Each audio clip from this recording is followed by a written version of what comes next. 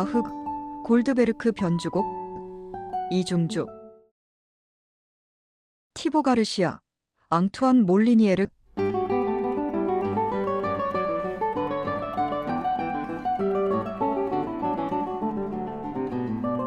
바흐의 골드베르크 변주곡 이중주 앨범 소개. 바흐의 골드베르크 변주곡 기타 이중주의 앨범을 기획하고 준비, 제작과 쌍둥이 기타의 탄생 배경, 녹음, 스튜디오와 프로듀싱 등에 관하여 멤버 중 하나인 티보 가르시아의 인터뷰로 기타 이중주를 계획하거나 준비하는데 도움이 될 것 같아서 소개해봅니다.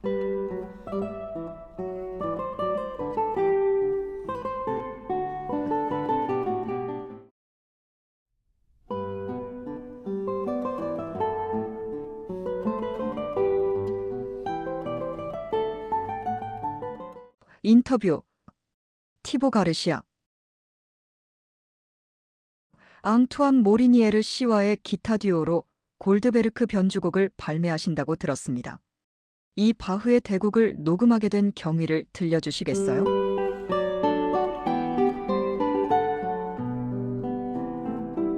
계기는 13년 전 제가 앙투안 모리니에르를 처음 만났을 때였습니다. 우리는 금세 친해졌고 둘 다 새로운 도전을 정말 좋아해서 로드리고나 파야 같은 작곡가의 곡들을 비롯해 온갖 작품들을 함께 연주하곤 했어요. 그러던 중 바흐의 골드베르크 변주곡에 한번 도전해보자는 이야기가 나왔죠. 하지만 막상 시도해보니 너무 벅차서 일단 포기했었습니다. 그런데 5년 전 코로나19 팬데믹 때 다시 한번 골드베르크 변주곡에 도전해보자는 데 의견이 일치했어요. 5년이 걸리든 10년이 걸리든 상관없으니 시간에 구애받지 말고 이 작품을 둘이 꼭 완성해보자고 다짐했습니다. 그러다 3년쯤 전에 비로소 형태가 잡히기 시작했죠. 사실 처음에는 녹음을 염두에 두고 시작한 프로젝트가 아니었습니다. 앙투안과 제가 이 작품을 기타로 편곡하고 연주해보자는 생각에서 출발한 거예요. 어떤 어려움이 있더라도 끝까지 완성하자고 마음먹었고 녹음 이야기라는 건 말하자면 그 후에 자연스럽게 따라온 결과였던 거죠.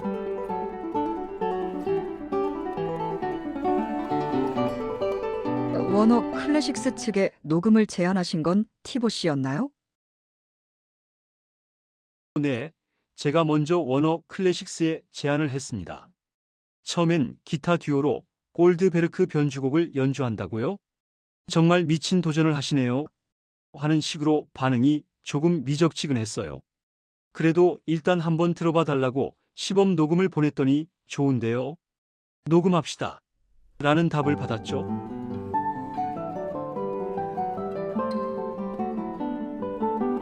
완성된 CD를 들어보면 그 판단이 옳았다는 걸 알 수 있네요. 저는 워너 클래식스의 에라토와 함께 일한 지 벌써 10년이 되었습니다.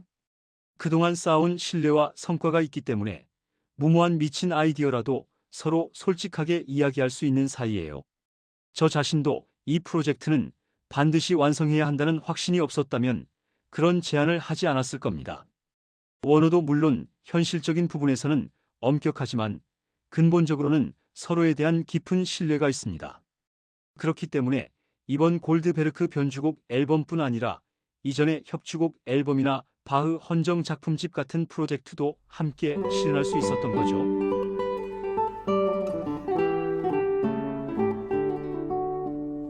앙투안 모리니에르 씨와는 오래전부터 함께 연주해오고 계시군요.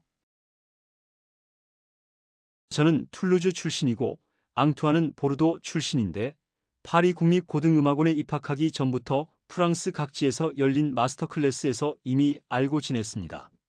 처음 만났을 때 앙투안은 17살쯤, 저는 14살이었는데 금세 친해졌어요.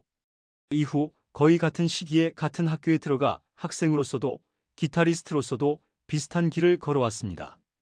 앙투안과는 일로 하는 연주뿐 아니라 순수하게 둘이서 즐기기 위해 연주하는 경우도 많아요. 우리가 파리 국립고등음악원에 입학했을 때는 둘 다 미성년자였기 때문에 기숙사에 밤 8시까지는 반드시 돌아와야 했습니다. 다만 유일한 예외가 있었죠. 음악원 스튜디오에서 연습할 때는 통금 시간이 연장됐거든요. 그래서 우리는 스튜디오를 마구 예약해서 밤늦게까지 기타를 치며 놀곤 했습니다. 그렇게 자연스럽게 지금의 듀오가 만들어졌어요.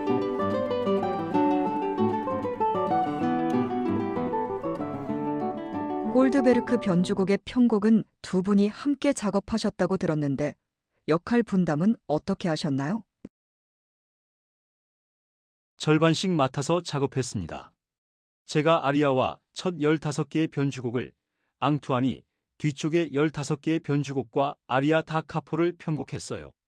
우리는 기술적인 면이나 음악적 취향, 표현 방식이 비슷하다고 생각하지만 그래도 각자 편곡한 것을 가져와 함께 검토하면서 전체적으로 통일감을 갖추는 과정이 필요했습니다.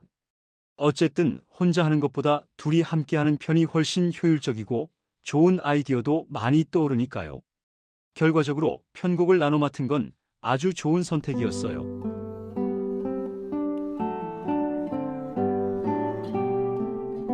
조율 과정에서 두 분의 의견이 충돌한 적은 없었나요?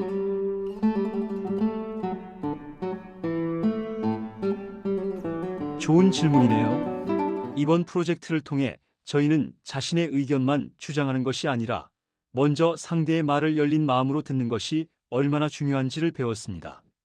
생각이 다를 때는 서로 맞서기보다는 일단 상대의 제안을 받아들여 시도해 봅니다.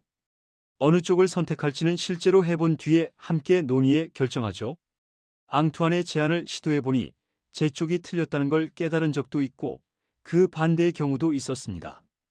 의견이 갈릴 때 그것을 충돌이라고 보기보다는 가능성이 2배로 넓어졌다고 긍정적으로 생각합니다. 그리고 두 가지를 다 시도해 본 뒤 더 나은 쪽을 선택하는 식으로 진행했어요.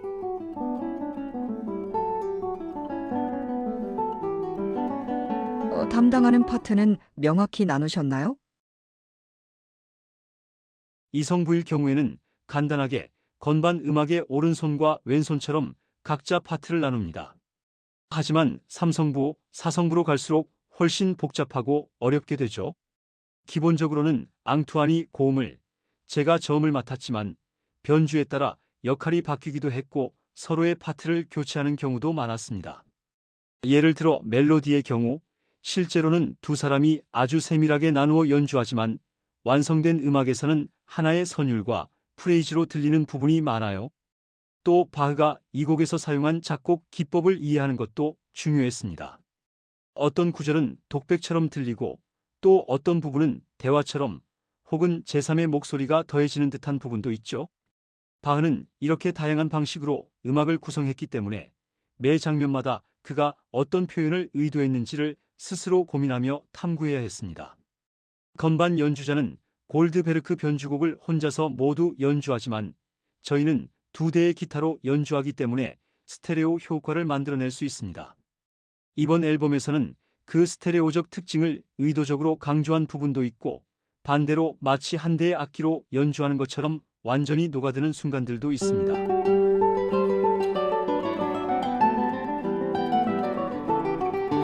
이번 녹음에서는 기타 제작가 위고 퀴비리에가 같은 한 그루의 나무로 만든 쌍둥이 기타 2대를 사용하셨다고 들었습니다. 네, 그렇습니다. 이번 앨범에서는 2대의 기타가 마치 한 대의 악기처럼 들리는 것이 매우 중요했습니다. 그런 관점에서 저희는 위고 퀴비리에게 동일한 나무로 제작해 완전히 같은 소리를 낼 수 있는 쌍둥이 기타 2대를 만들어 달라고 부탁했어요.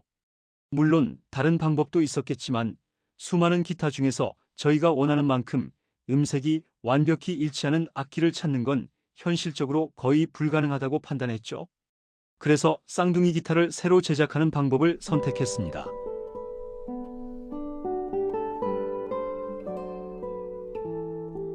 이 악기의 특징을 들려주시겠어요? 전통적인 제작 방식의 기타인가요?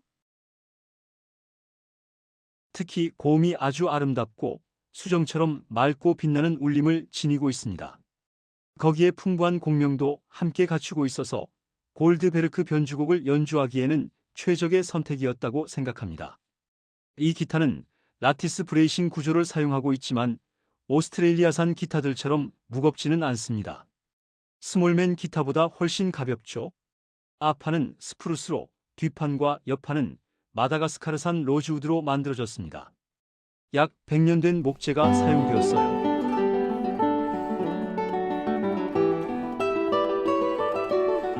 위고 퀴비리에는 자신이 만든 기타의 일련 번호를 매긴다고 들었습니다. 그럼 쌍둥이 기타는 같은 번호인가요? 좋은 질문이네요. 그건 미처 생각하지 못했어요. 확실히 그는 자신이 만든 기타마다 번호를 붙입니다. 같은 번호인지 어떤지는 돌아가서 한번 확인해 봐야겠네요.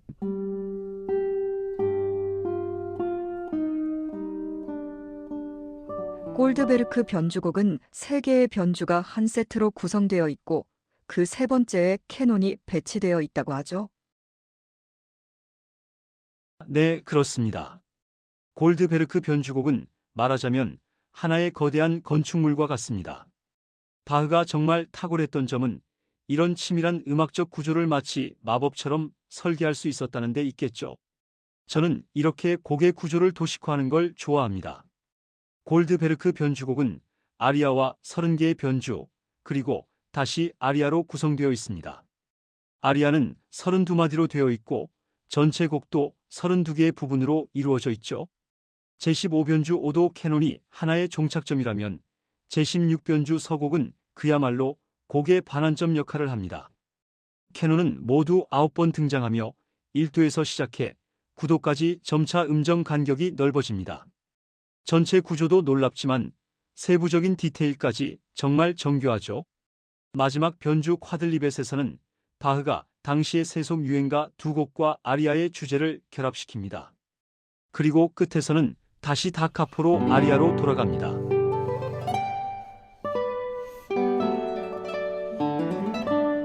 이처럼 고도의 작곡 기법을 총망라한 후 다시 단순한 아리아로 마무리되는 그 구조는 정말 경이롭습니다. 바흐의 음악은 비례감과 균형면에서 놀라울 정도로 완벽해요. 저는 그가 레오나르도 다빈치나 미켈란젤로의 회화, 조각에 견줄 만한 미적 구성미를 음악으로 구현했다고 생각합니다.